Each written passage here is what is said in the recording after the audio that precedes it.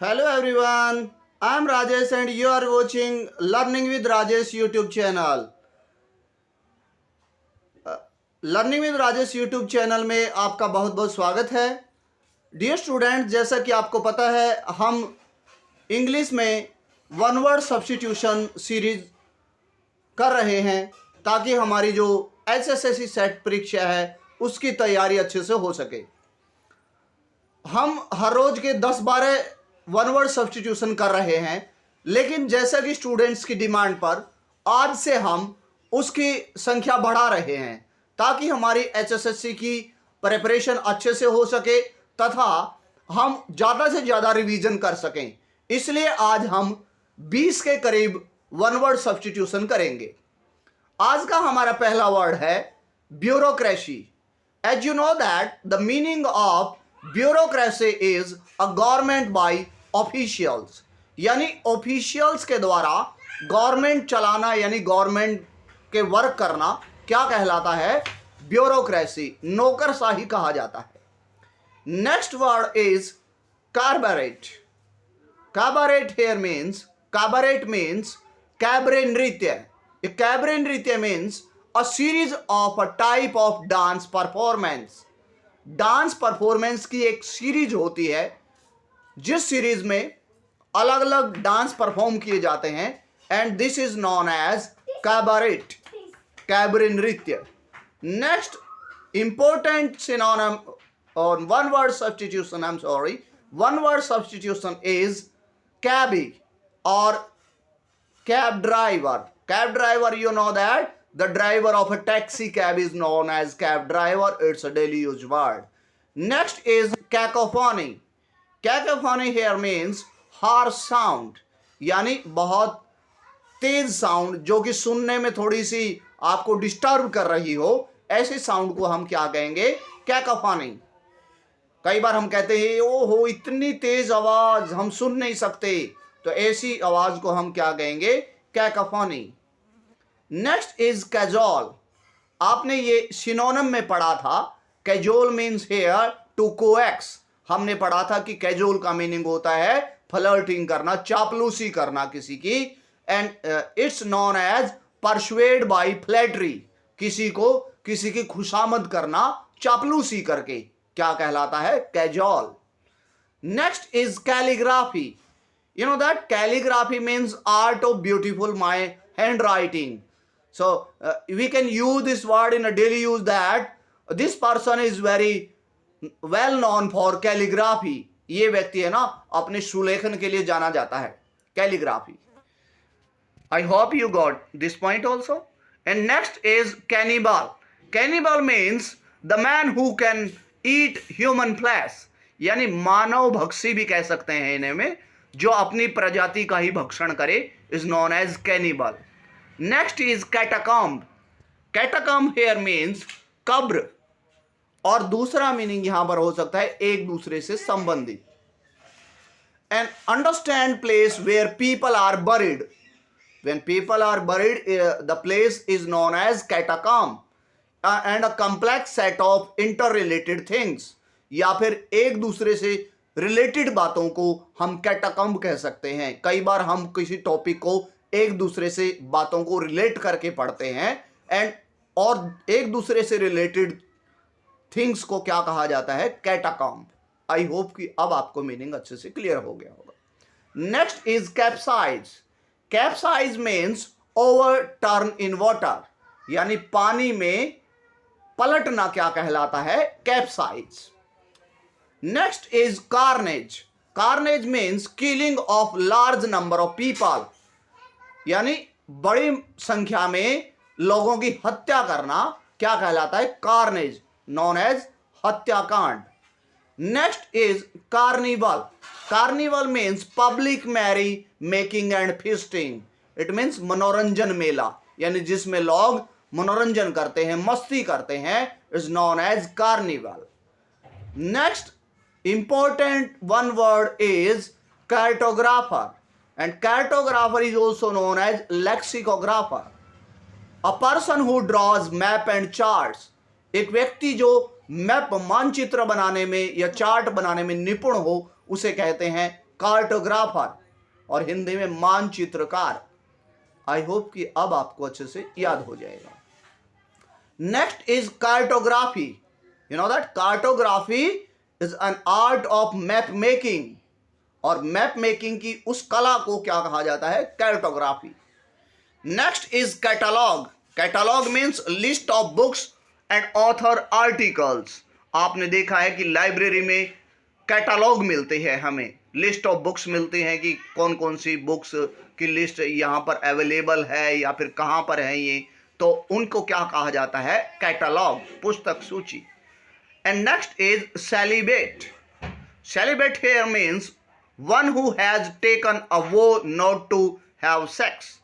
It means ब्रह्मचारी व्यक्ति को हम क्या कहते हैं? सेलिबेट। आई होप कि आपने हमारे हिंदू समाज में ब्रह्मचारियों के बारे में सुना भी होगा। Next word is cemetery. Cemetery here means the place for corpse to be buried. जहां पे दफनाया जाता है लोगों को, ऐसी जगह को क्या बोला जाता है? cemetery, कब्रिस्तान। Next is centenary. centenary means 100th anniversary, यानी शताब्दी। सेंचुरी भी कहा जाता है, लेकिन आज आपने एक और नया वर्ड शताब्दी के लिए पढ़ा है, centenary. Next important word is chronological. Chronological here means according to sequence of time, यानी समय के क्रमानुसार। आपने आपके एग्जाम में कई बार जी के क्वेश्चंस में देखा है कि निम्नलिखित राजाओं को क्रमानुसार लगाइए कि पहले कौन हुए हैं। पहले श्री विष्णु हुए हैं, या फिर उसके बाद नरसिंह वर्मन हुए हैं, नरसिंह वर्मन प्रथम और परमेश्वर वर्मन या नरसिंह वर्मन द्वितीय। तो कौन से राजा किस क्रम में हुए हैं, उनको आप लगाइए क्रोनोलॉजिकल एज में। तो आई होप कि अब आपको समझ आ जाएगा। Next is circumlocution. Circumlocution means, circumlocution here means a round about way of expression. कई बार लोग कहते हैं, आप एक्सक्यूज देने के लिए घुमा फिरा कर बात करते हैं, और वो कहते हैं भैया घुमा फिरा के बात नहीं करनी है, सीधी सी बात बताओ ना। तो घुमा फिरा के बात करने को क्या कहा जाता है? सर्कमलोक्यूशन। आई होप कि अब आपको याद हो जाएगा। Next is clock room, the place for luggage at a railway station, यानी रेलवे स्टेशन पर सामान को रखने वाला जो गोदाम है, माल गोदाम है, उसे क्या कहा जाता है? Cloakroom. आपने कई बार रेलवे स्टेशन पर देखा भी होगा। Next is coerce. Coerce here means compel to a course of action, यानी किसी को कोई काम करने के लिए मजबूर करना। To compel someone is known as coerce, किसी को मजबूर करना। Next is cognate. Cognate here means having the same source of origin, यानी कई बार हम कहते हैं कि कोई दो व्यक्ति जिनकी एक जैसी प्रकृति होती है, हम कहते हैं एक ही थाली के चट्टे बट्टे हैं, यानी एक ही प्रकृति के हैं, एक ही उत्पत्ति के हैं ये। तो ऐसे व्यक्तियों को क्या कहा जाता है? Cognate, having the same source of origin. अभी रिवीजन के लिए पूछ रहा हूं, आपने एक वर्ड पढ़ा सेलिबेट, और सेलिबेट मीन्स क्या पढ़ा आपने? ब्रह्मचारी। एंड सेमेंट्री, कब्रिस्तान। नेक्स्ट वर्ड आज का है कॉलीग्स, और कॉलीग्स आप बार बार यूज करते हैं। ये कौन है भाई साहब? ये मेरे कॉलीग हैं। The colleague here means person working in the same department, जो सेम डिपार्टमेंट में काम करने वाले व्यक्तियों को, कर्मियों को सहकर्मी कहा जाता है, कॉलीग्स कहा जाता है। Next is collusion. Collusion means secret arrangement for a fraudulent purpose, यानी किसी फ्रॉड करने के लिए एक ग्रुप बना लेना, एक संधि कर लेना, मिलकर कोई फ्रॉड करना, क्या कहलाता है? कॉल्यूजन। आई होप कि आपको अब समझ आ गया होगा। Next is conflagration. Conflagration means huge destructive fire.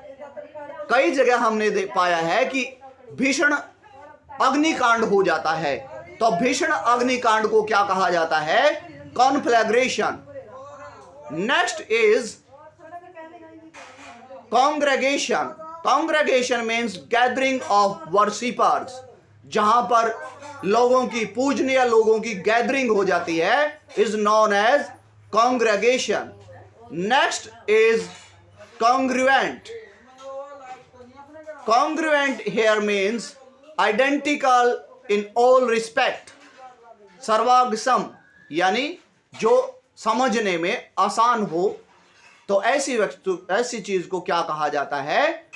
Congruent कहा जाता है.